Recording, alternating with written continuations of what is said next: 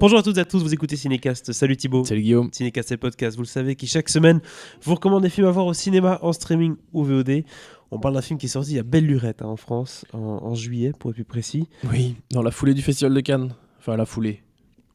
Oui, un parce peu plus que la foulée. Il y était exactement, c'est donc Les Nuits de Massad ou Holy Spider, film de Ali Abbasi. Tout à fait. Que tu as vu du coup à Cannes, tu l'as Que j'ai vu à Cannes, entre-temps. exactement.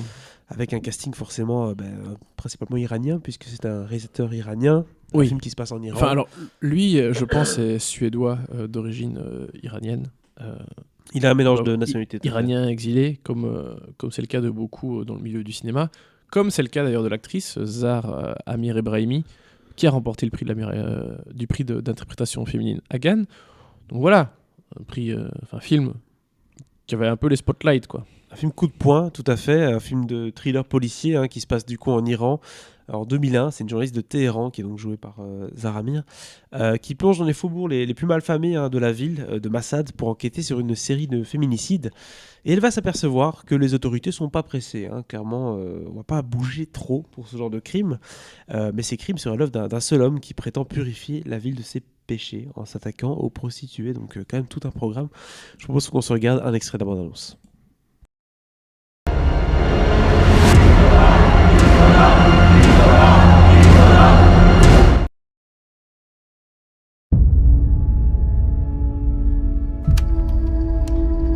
یعنی چیز میخوام یادداشت کن یادداشت میکنی؟ بله بفهم من یک به یک هیچ انداغ از بین مبرو او دست بردار نیام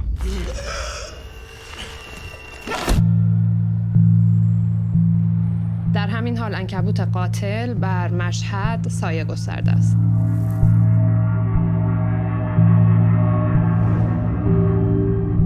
علاوه بر اون قطره ناموسی هم هست. سارقای مسلم هستن. خانم جون فکر میکنی کجایی الان؟ میگن فقط دنبال زنای خراب. کثافتای خاک بر سر. Voilà, on a vu un peu l'ambiance du film. Ça a l'air assez lourd, assez bien trempé, comme on dit, dans le sens où ça sent la poisse en fait. Tu vois ce genre de truc, ça sent le. Ah, t'as envie de prendre une douche quand tu vois ce genre de film. Est-ce que je me trompe? Ah non, c'est clair que c'est un peu, c'est assez poisseux comme film. En même temps, voilà, le sujet, beaucoup d'ambiance de nuit. Parce que voilà, le tueur, forcément, il va chercher les. Enfin, il va chercher. Quand il décide de s'attaquer à quelqu'un, il fait genre qu'il est un client.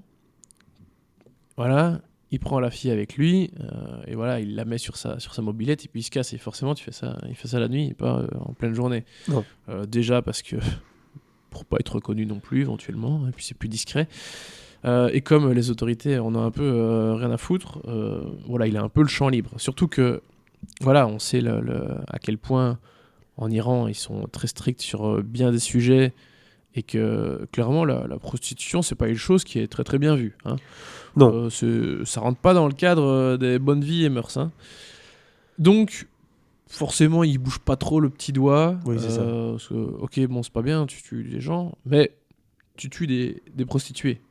C'est moins grave que kidnapper des enfants par exemple, pour la police.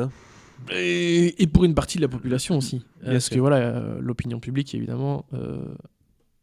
On parle de ce tueur dans les journaux un petit peu, mais il y a une partie de l'opinion publique qui est clairement d'accord avec lui, quoi. Genre, c'est bien, il nettoie nos rues de ces putains qui salissent qui salissent l'Iran. Et donc, d'habitude, dans ce genre de film-là, on suit un enquêteur ou une enquêtrice. Là, on va suivre une journaliste qui va mener, entre guillemets, son enquête, mais elle va surtout s'interroger sur pourquoi ça bouge pas beaucoup, entre guillemets. C'est ça, elle s'interroge là-dessus.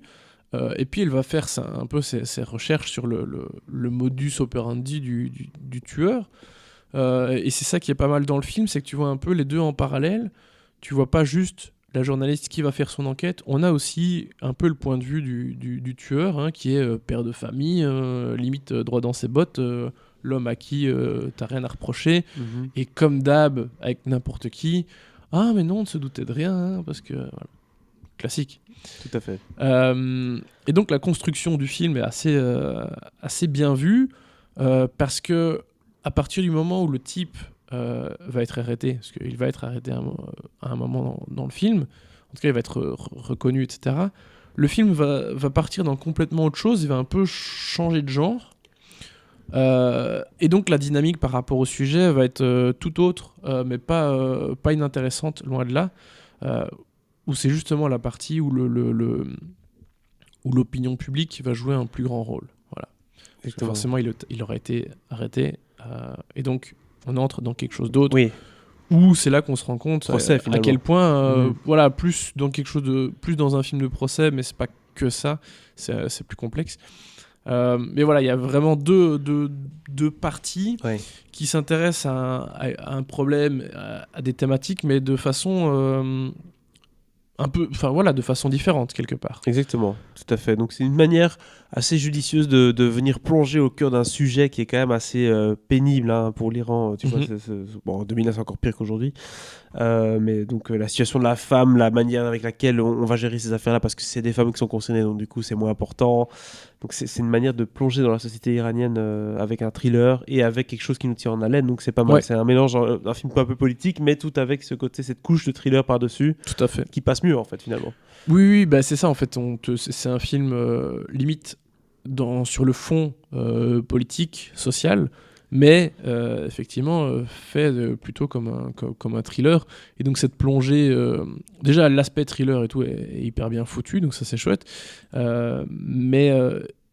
Et c'est très prenant. Mais évidemment, c'est intéressant de voir comment le réalisateur Ali Abbasi décode un peu la société iranienne. Et voilà, quelle est sa réflexion, la façon dont il s'interroge par rapport au traitement de cette thématique. Donc ça, c'est vraiment top. Parlons un peu quand même de Zahar Amir Ebrahimi, qui a quand même remporté, tu l'as dit, la palme pour son rôle. Le prix d'interprétation féminine. Il n'y a qu'une palme. C'est quand même... Oui, bah, prix... elle faisait partie, clairement, des 2-3 actrices qui pouvaient remporter le prix, et elle l'a clairement pas volé. Elle est vraiment super. Et autant le film, voilà, on l'a dit qu'il était sorti déjà au mois de juillet en France. Ici, il touche encore plus à l'actualité avec tout ce qui se passe en Iran pour l'instant. Oui. Et voilà, comme je le disais, Zahar Amir Ebrahimi, elle-même exilée en France. Et donc, forcément, avec ce qui se passe en ce moment en Iran, le film, bien que, évidemment, il n'aborde pas ça...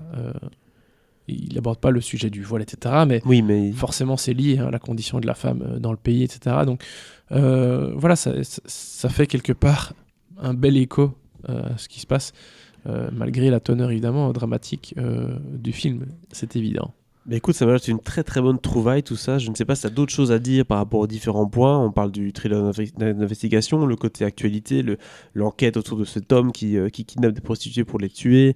On parle du film policier au film judiciaire, enfin d'enquête journalistique, on va dire, un film plus judiciaire, plus public, on va dire, médiatique, parce que je suppose qu'on en parle beaucoup en Iran du coup de cette affaire. Et forcément, ça met en lumière des problèmes de société iranienne qui aujourd'hui résonnent. Qu'est-ce que tu en as pensé ? Qu'est-ce que tu vas donner comme note sur tout, Thibaut ? Écoute, c'est une très bonne pioche, c'est un très bon 3 étoiles et demie, quelque chose comme ça. 3 étoiles et demie pour Les Nuits de Massad, ou Holy Spider, ça c'est le titre en anglais. Ouais. N'hésitez pas à nous dire un peu dans les commentaires ce que vous avez pensé du film, puisqu'il est sorti il y a longtemps déjà en France. Et abonnez-vous au podcast sur la plateforme de votre choix. À très très bientôt pour de nouvelles recommandations.